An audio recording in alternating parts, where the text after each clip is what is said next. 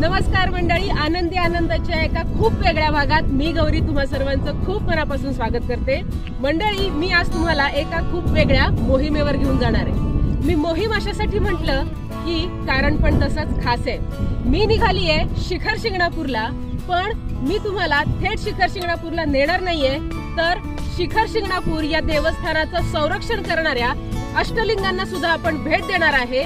आपण पाहणार आहोत कशी आहे ती अष्टलिंग आणि काय आहे या अष्टलिंगांचं वैशिष्ट्य। चला, आजचा प्रवास फलटणवरून सुरू केला असून जावली मार्गे आता मी शिखर शिंगणापूरच्या दिशेने निघाले आहे। या मार्गाने फलटण पासून शिखर शिंगणापूर साधारण 35 किलोमीटर अंतरावर आहे। आजच्या या प्रवासासाठी पाणी आणि खाण्याच्या वस्तू सोबत ठेवणे फायदेशीर ठरते। मी आता ज्या ठिकाणी उभा आहे ते ठिकाण आहे मुंगी घाटाची सुरुवात। हा प्रसिद्ध मुंगी घाट जिथून कावड काठ्यावरती शिंगणापूरच्या मंदिराकडे जाऊन पोहोचतात। माझ्या उजव्या बाजूला जो रस्ता आहे तो मुंगी घाटाचा रस्ता आहे आणि मागे डोंगरावरती तुम्हाला शिखर शिंगणापूरचं मंदिर दिसत आहे। येथूनच कावड काठ्या जातात आणि डोंगराच्या खडकाळ वाटेतून त्या वरती चढतात। पण आपण या वाटेने जाणार नाही आहोत, आपल्याला अष्टलिंग बघायची आहेत। आपण आधी अष्टलिंग बघणार आणि मग भवानी घाटातून आपण शिखर शिंगणापूरच्या मंदिराकडे जाणार। जमिनीपासून 10 फूट उंची आणि भक्कम दगडी तटबंदी असलेले हे मंदिर आपले लक्ष वेधून घेतं।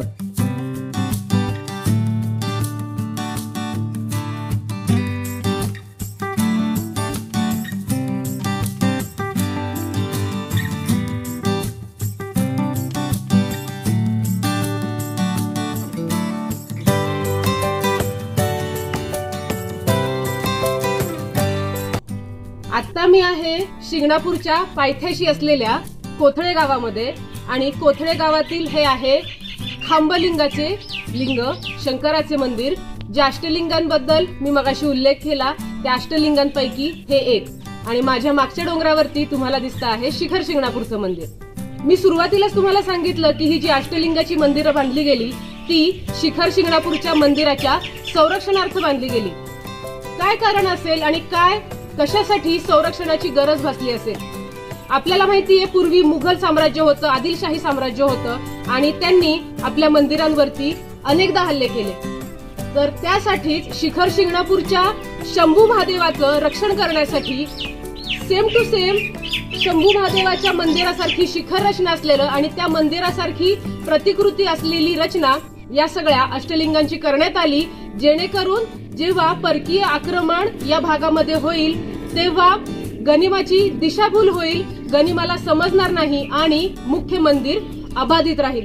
त्याचबरोबर या 8ही मंदिरांमध्ये स्तंभ उभारण्यात आले होते आणि त्या स्तंभांवरती आदिलशाह असेल, मुघल असतील आणि बाकी सगळ्या परकीय सत्ता असतील त्यांना निषिद्ध असलेलं वराहाची मूर्ती त्याच्यावरती होती, जेणेकरून जेव्हा या परकीय सत्तांचे आक्रमण येथे झाले तेव्हा वराह बघून तिथूनच मेन डोंगराच्या शंभू महादेवाच्या मंदिराच्या डोंगराच्या पायथ्याशी असलेल्या या अष्टलिंगांच्या मंदिरापासूनच या परकीय सत्ता माघारी फिरल्या आणि आपसुकच आपल्या शंभू महादेवाचे त्या काळी वेळोवेळी संरक्षण झाले।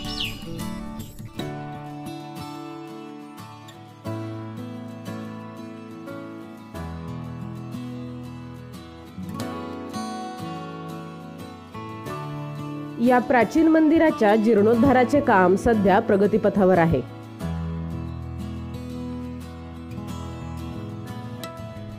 मी आता मंदिराच्या सभामंडपावरती बसलेली आहे। माझ्या मागे शिखर दिसतंय आणि मी इथं का आली आहे तर एक खास गोष्ट मला तुम्हाला दाखवायची आहे। ती अशी की माझ्या मागे इथे छोटं दार तुम्हाला दिसतंय। तर पूर्वी ही जी मंदिरं बांधण्यात आली तर तालीम करण्यासाठी किंवा जे आपले मावळे होते, आपले जे लढवय्ये होते त्यांच्या संरक्षणासाठी आणि त्यांची रोजची प्रॅक्टिस, रोजची तालीम व्यवस्थित नित्यनियमाने चालू राहावी आणि जेव्हा परकीय सत्ता आक्रमण करतील तेव्हा त्यांचे संरक्षण व्हावे म्हणून मंदिरांच्या शिखरांमध्ये छोट्या तालमी अशा बांधलेल्या असायच्या। त्याचं हे उत्तम उदाहरण इथे आहे। आतमध्ये छोटी जागा आहे आणि तिथे तालीम असायची पूर्वी। आता आपण जे कोथळे येथील खांबलिंग मंदिर बघितलं तर हे मंदिर आहे सोलापूर जिल्ह्यामध्ये। शिखर शिंगणापूरचं मंदिर सातारा जिल्ह्यामध्ये आहे, मुंगी घाट सातारा जिल्ह्यामध्ये आहे, पण मुंगी घाटापासून साधारण 1.5 ते 2 किलोमीटर आल्यानंतर हे मंदिर आहे खांबलिंगचं, पण ते आहे सोलापूर जिल्ह्यामध्ये. आणि त्याच्या समोरच मी तुम्हाला दाखवते, इथे मानवनिर्मित कुंड केलेले आहेत पाणी साठवण्यासाठी. हे बघा, हे तुम्हाला दिसत असेल, इथे अंडरग्राउंड म्हणू शकतो आपण त्याला. ही पाण्याची कुंड आहे, तिथे खाली पाणी साठतं. आता सुद्धा तुम्ही बघू शकाल, येथे पाणी आहे आणि याचा फ्लो बराच पुढेपर्यंत आहे. याला अर्जुन कुंड असं म्हटलं जातं. हा दुष्काळी भाग असल्यामुळे हे जे पाणी दिसतं आहे, ही मानवनिर्मित कुंड जी आहेत, याच्यामध्ये पावसाचं पाणी साठवलं जातं. बऱ्याच काळासाठी आपण हे पाणी साठलं जातं. हे पाणी इतर वापरासाठी तसेच पिण्यासाठी सुद्धा पूर्वी वापरलं जायचं. मंडळी, निसर्गासोबत फिरताना, निसर्गाचा आनंद घेत असताना खाणं सुद्धा निसर्गासोबतच झालं पाहिजे, पण निसर्गाची स्वच्छता राखत. चला, आजचा नाश्ता आम्ही मस्त वडाच्या झाडाखाली करणार आहोत. खांबलिंग मंदिराच्या इथेच आम्हाला हे मस्त वडाचं झाड दिसलं. त्याच्या खाली खूप सावली आणि आजूबाजूला खूप छान पाणी होतं. नुकताच पाऊस पडून गेला होता आणि आता आम्ही नाश्त्याचा आनंद घेणार आहोत. छान नाश्ता झाला. आता आम्ही कोथळेवरून कारुंडे मार्गे पुणे पंढरपूर महामार्गावरती येऊन पोहोचलो आहोत. मंडळी, मी आता पोहोचलेली आहे नातेपुतेच्या एंट्रन्सला आणि हा रस्ता आहे आळंदी पंढरपूर पालखी महामार्ग. मी आता नातेपुते शहरामध्ये जाणार आहे आणि अष्टलिंगापैकी दुसरं शिवलिंग आपण बघणार आहोत, गौरी हरेश्वरचं. चला. या विस्तृत शिवमंदिराची बांधणी अतिशय मजबूत आहे. मंडळी, मी आता आहे नातेपुतेच्या गौरी हरेश्वर मंदिराच्या समोर. हे मंदिर शिखर शिंगणापूरच्या मंदिराची हुबेहूब प्रतिकृती आहे असं सांगितलं जातं. चला, जर परवानगी मिळाली तर आपण या मंदिराचे आतूनही दर्शन घेऊया. भक्कम दगडी तटबंदी हे अष्टलिंग मंदिरांचे महत्त्वाचे वैशिष्ट्य आहे. या गौरी हरेश्वर मंदिराशेजारी बळी महादेव मंदिर देखील आहे.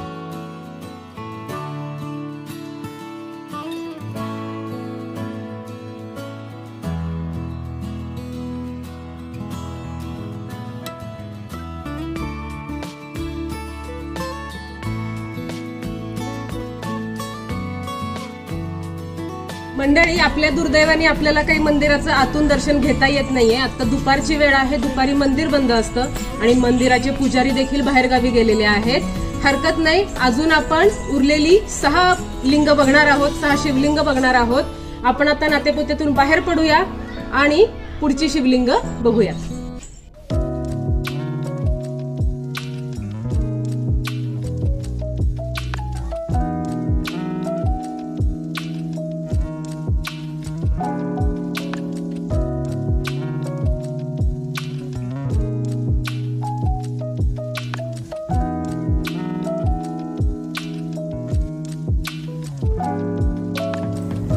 या अष्टलिंग मंदिरांच्या सभामंडपांची रचना एकसारखी असल्याचे आपल्याला दिसून येते.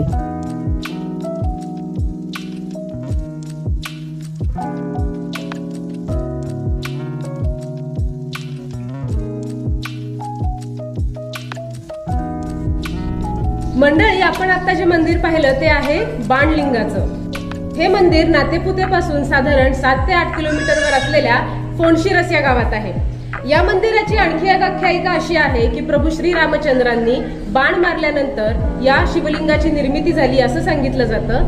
या मंदिरातील शिवपिंडाच्या पाठीमागे एक शिळा आहे आणि त्याच्यावरती बाण मारताना प्रभू श्री रामचंद्रांची एक प्रतिकृती कोरण्यात देखील आलेली आहे. या मंदिराच्या समोरच एक तलाव देखील आपल्याला पाहायला मिळतो. असं सांगितलं जातं की या मंदिराच्या बांधकामासाठी जो दगड वापरला गेला तो दगड समोरच्या भागातूनच काढला गेला आणि नंतर त्या ठिकाणी जो खड्डा निर्माण झाला त्याच्यामध्ये हा तलाव तयार झाला. या बाणलिंग मंदिरामध्ये लहान मोठे असे अनेक नंदी पाहायला मिळतात. त्याचबरोबर मंदिर परिसरामध्ये प्रभू श्री रामचंद्र, विठ्ठल रुक्मिणी, भगवान श्री हनुमान यांची देखील मंदिरे आहेत.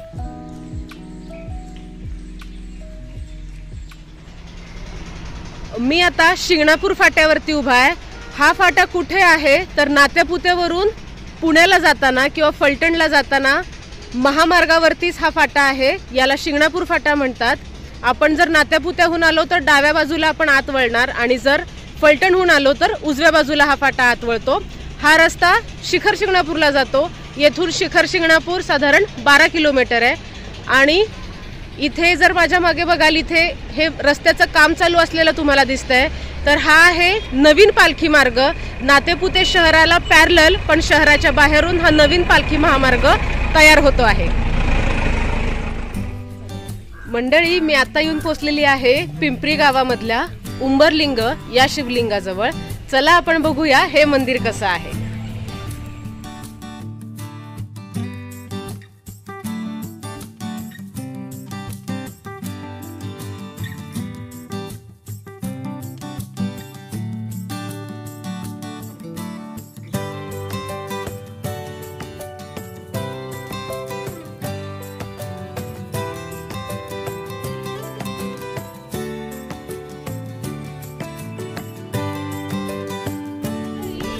लिंगाच्या परिसरामध्ये फिरत असताना मला हा भग्न अवशेषामधला वराह इथे दिसलेला आहे। सुरुवातीलाच मी तुम्हाला सांगितलं होतं की हे जे अष्टलिंग आहेत त्या अष्टलिंगाच्या मंदिराच्या इथे स्तंभावरती वराहाचे शिल्प कोरलेले असायचे, तर या उंबरलिंगाच्या मंदिराबाहेर हा भग्नावस्थेतला वराह आपल्याला पाहायला मिळतो आहे। मंदिराच्या तटबंदीची बऱ्याच प्रमाणात पडझड झालेली आहे। या मंदिराच्या जवळच इथे एक जुनी बांधीव विहीर आपल्याला मिळते, ज्याला बारव देखील म्हटलं जातं।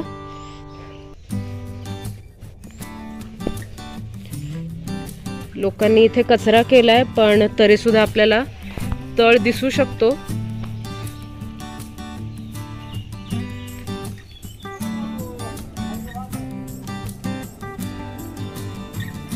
मंदिर परिसरामध्ये पालखी सोहळ्यातील एक दिंडी विसाव्यासाठी थांबली होती। दिंडीतील काही लोकांशी हितगुज करून पुढचे मार्गक्रमण सुरू केले। माऊली, कुठले तुम्ही? अच्छा, मग आता शिंगणापूरचं दर्शन घेऊन जाणार का? बर बर बर। दरवर्षी येत आहे? किती वर्ष झालं वारी करताय? 15 वर्ष। बर बर, मग दरवर्षी शिखर शिंगणापूरला येऊन पुढे जाता? अच्छा, मग आता दुपारचा स्वयंपाक चालू आहे का रात्रीचा?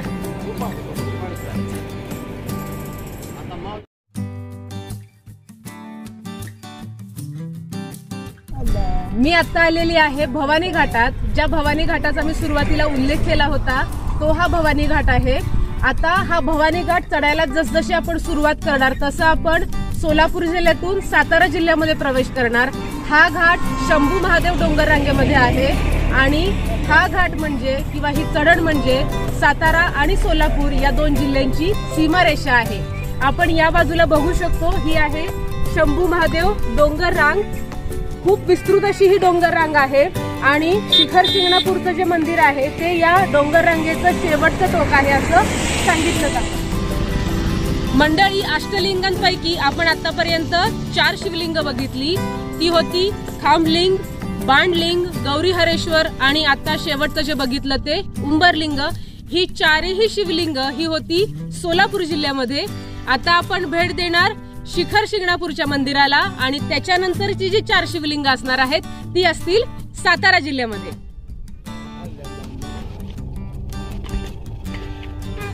मंडळी, ही जी विहीर तुम्हाला दिसते आहे अशा एकूण 18 विहिरी या शिखर शिंगणापूरच्या मंदिराच्या परिसरामध्ये आहेत आणि या विहिरी बांधल्या पुण्यश्लोक अहिल्याबाई होळकर यांनी। आपल्या सगळ्यांना ठाऊक आहे की अहिल्याबाई होळकर या शिवभक्त होत्या, शंभूभक्त होत्या आणि त्यांनी अनेक तीर्थक्षेत्रांजवळ असं येणाऱ्या भक्तांसाठी पाण्याची सोय व्हावी म्हणून जशा विहिरी बांधलेल्या आहेत तशा अनेक तीर्थक्षेत्रांवरती त्यांनी पाण्याची पर्यटकांसाठी सोय करून दिलेली होती।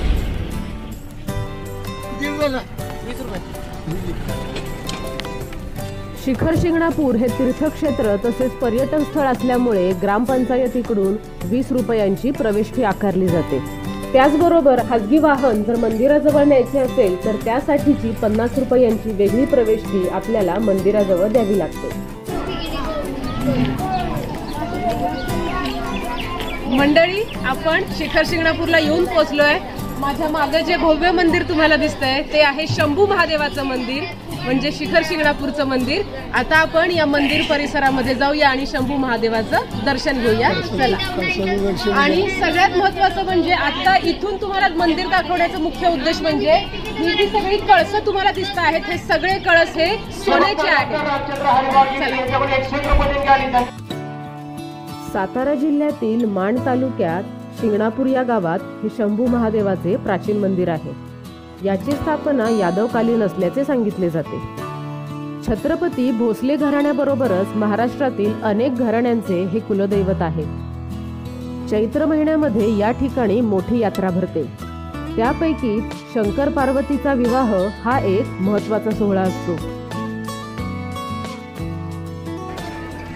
मंडळी, मी मुख्य मंदिर परिसरामध्ये आलेली आहे. माझ्या मागं तुम्हाला लाईन दिसते आहे, ती लाईन आहे गाभाऱ्यातल्या दर्शनासाठी, शंभू महादेवाच्या दर्शनासाठी ही रांग आहे. आता ही रांग यामुळे जास्त आहे, जे वारकरी वारीसाठी चाललेले आहेत ते बहुसंख्य दिंड्या या शिखर शिंगणापूरला येऊन शंभू महादेवाचे दर्शन घेऊन मग पुढे आळंदीला जातात. मंदिराला भक्कम दगडी तटबंदी असून मंदिरामध्ये 4 मोठ्या दीपमाळा तसेच 5 मोठे नंदी आहेत.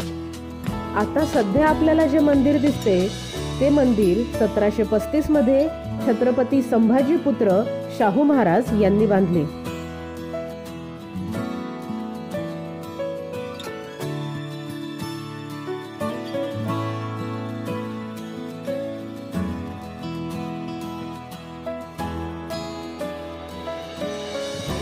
चैत्र महिन्याबरोबरच श्रावण महिन्यातही येथे भाविकांची मोठी गर्दी असते. वर्षभर महाराष्ट्राच्या कानाकोपऱ्यातून भाविक शंभू महादेवाच्या दर्शनाला येत असतात.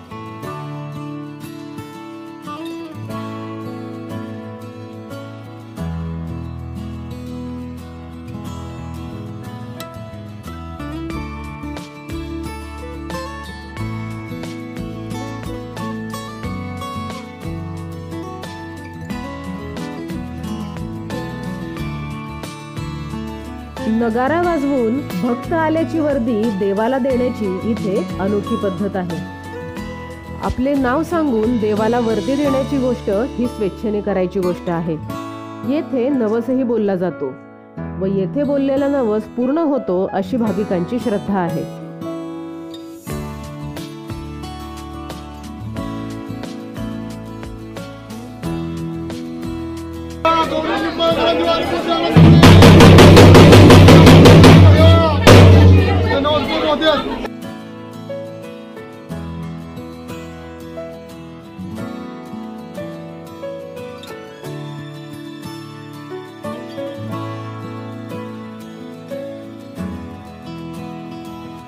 देवाच्या 5 नंदींपैकी एका नंदीच्या कानामध्ये आपली मनोइच्छा बोलून दाखवल्यास ती पूर्ण होते अशी श्रद्धा आहे.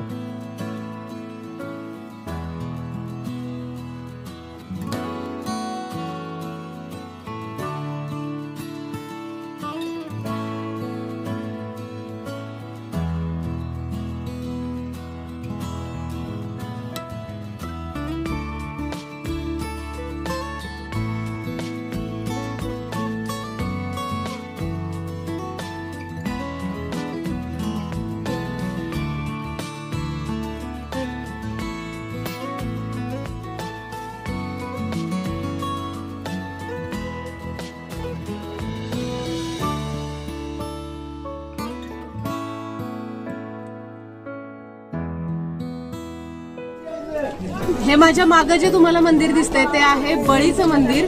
आपण बळीच्या मंदिरात दर्शन घ्यायला जाणार आहे. खरं तर आधी बळीचं दर्शन आणि मग शंभू महादेवाचं दर्शन अशी प्रथा आहे. त्यामुळे बरेच लोक तुम्हाला दिसतील खाली दर्शन घेऊन मग वरती शंभू महादेवाच्या दर्शनाला जातात. साधारण 30 ते 40 पायऱ्या उतरून आपण बळीदेवाच्या मंदिराजवळ आलो आहे. आपल्याला पाठीमागं महादेवाच्या मंदिराचं सुवर्ण कळस दिसतोय आणि तसाच बळीच्याही मंदिराचा सुवर्ण कळस दिसतोय. अलीकडेच या दोन्ही मंदिरांचा जीर्णोद्धार छत्रपती उदयनराजे भोसले यांनी केलेला आहे आणि अष्टलिंगाचंही काम प्रगतीपथावर आहे. चैत्र महिन्यात होणाऱ्या महादेवाच्या यात्रेमध्ये शंभू महादेवाच्या मंदिराचं कळस, हे बळीचा मंदिराचा कळस, याच्यामध्ये एक ध्वजा बांधली जाते आणि ध्वजविधी तिला म्हटलं जातं. याचं कारण असं, महादेव आणि बळी हे दोघंही एकमेकांची मेव्हणे होते. बळी हा पार्वतीचा भाऊ होता आणि शंकर हा पशुपालक होता आणि पशुपालक असल्यामुळं त्याच्या जनावरांचं मिळणारं शेण जे होतं ते बळीराजाच्या शेतामध्ये टाकण्यासाठी गरजेचं होतं आणि म्हणून शेतकरी आणि पशुपालक असं हे नातं आणि म्हणून आज तागायत ही धज बांधली जाते आणि मराठवाड्यातल्या एका कुटुंबाला याचा मान आहे आणि वर्षभर ही ध्वजा विणायचं काम चालू असतं आणि त्याचे जे मानकरी आहेत हे मानकरी ही ध्वजा बांधायचं काम दरवर्षी नित्यनियमानं ते करत असतात. यात्रेचा हा सगळ्यात मोठा विधी असतो.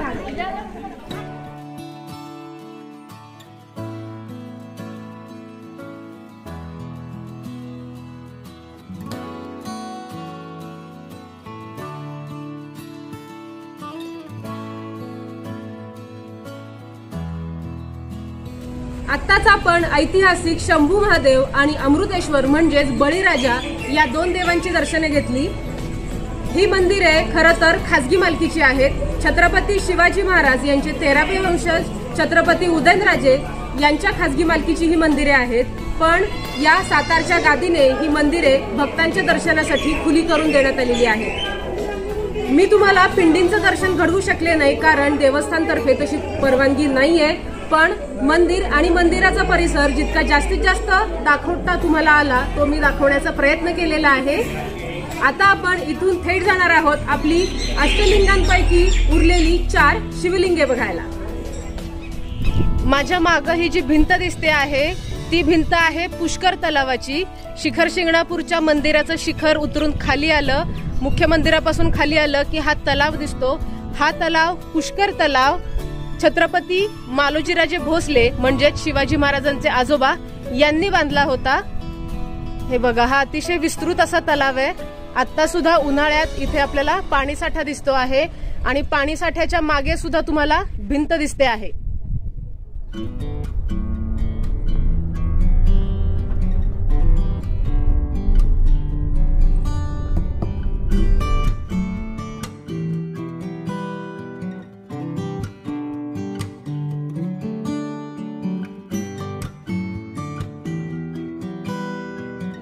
जेव्हा तुम्ही गुप्तलिंगाच्या दर्शनासाठी याल तेव्हा माकडांकडे लक्ष ठेवा. तुमच्या हातात जर काही खाण्याचं साहित्य असेल तर ते एकदम झडप घालतात, तर सावध राहा आणि जर काही हातात असेल तर सरळ त्यांना देऊन टाका.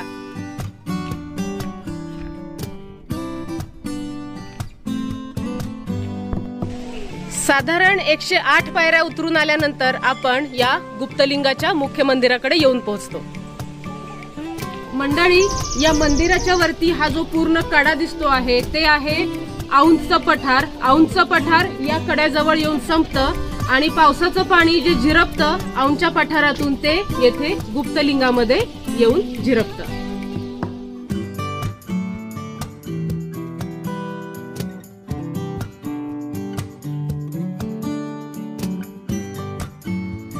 मंडळी, या गुप्तलिंगाचे जे शिवलिंग आहे त्या शिवलिंगामधून पाण्याचा झरा आहे आणि हा झरा पूर्वीपासून कधीही आटलेला नाहीये.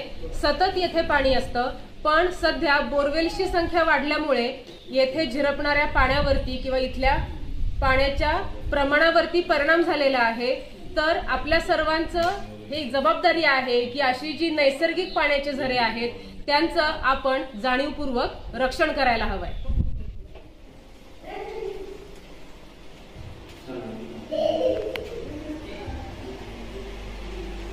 इथे जिवंत पाण्याचा झरा आहे ना? अच्छा, नाहीये. मंडळी, हेच ते गुप्तलिंग आहे. याच्याच खाली पाण्याचा झरा आहे. पण आताच दादांनी सांगितलं की इथलं पाणी आता सध्या आटलं आहे आणि जेव्हा पाऊस पडेल तेव्हा हे पाणी पुन्हा येईल. जे मी आताच तुम्हाला सांगितलं की बोरवेल्सच्या वाढत्या प्रमाणामुळे पाणी आटायला लागलेलं आहे त्याचंच हे उदाहरण आहे. नाहीतर हा झरा हे पाणी कधीच आटत नव्हतं.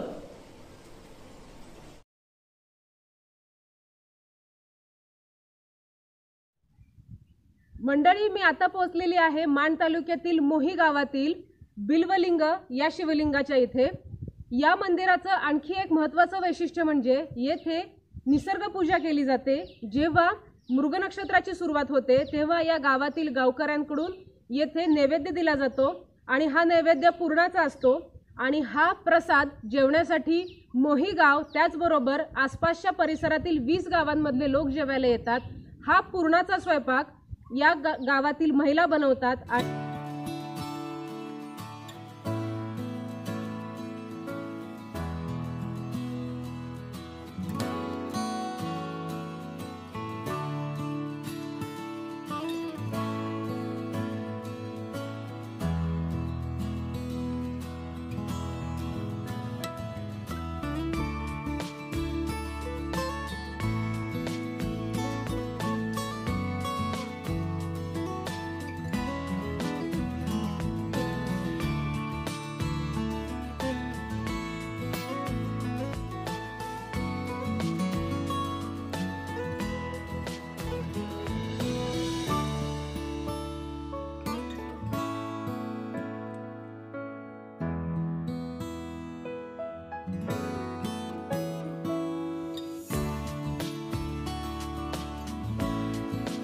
दर्शन करत करत आता मी दहिवडी जवळ येऊन पोहोचलेली आहे आणि आता मी ज्या ठिकाणी आहे ते आहे खदाळे गावातील बैललिंग म्हणजेच उदितेश्वर हे स्थान।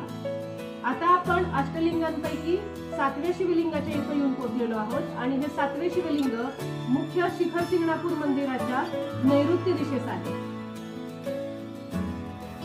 अष्टलिंगांतील इतर शिवलिंग मंदिरांपेक्षा या शिवलिंग मंदिराचा विकास तुलनेने फारच कमी झालेला आहे।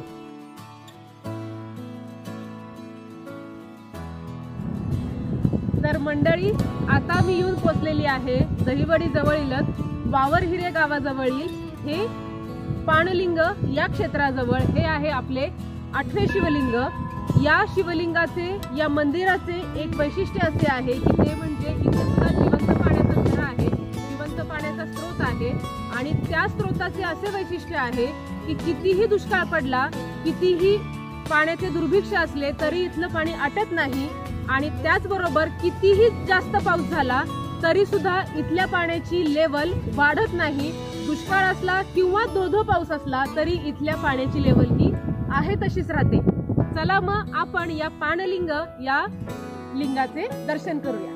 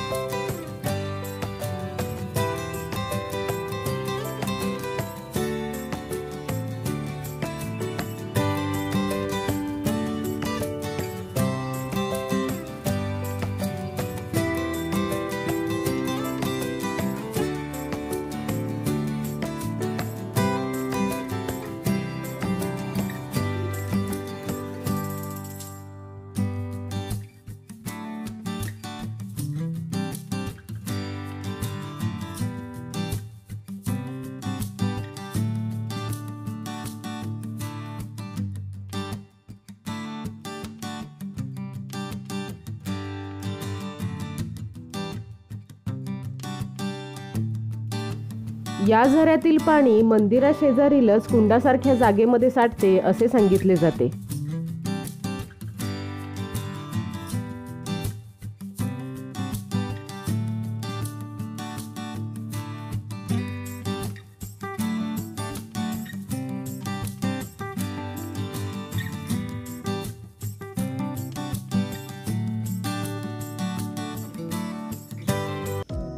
मंडळी, दिवसाच्या सुरुवातीला मी तुम्हाला सांगितलं होतं की आपण एका मोहिमेवर जातोय।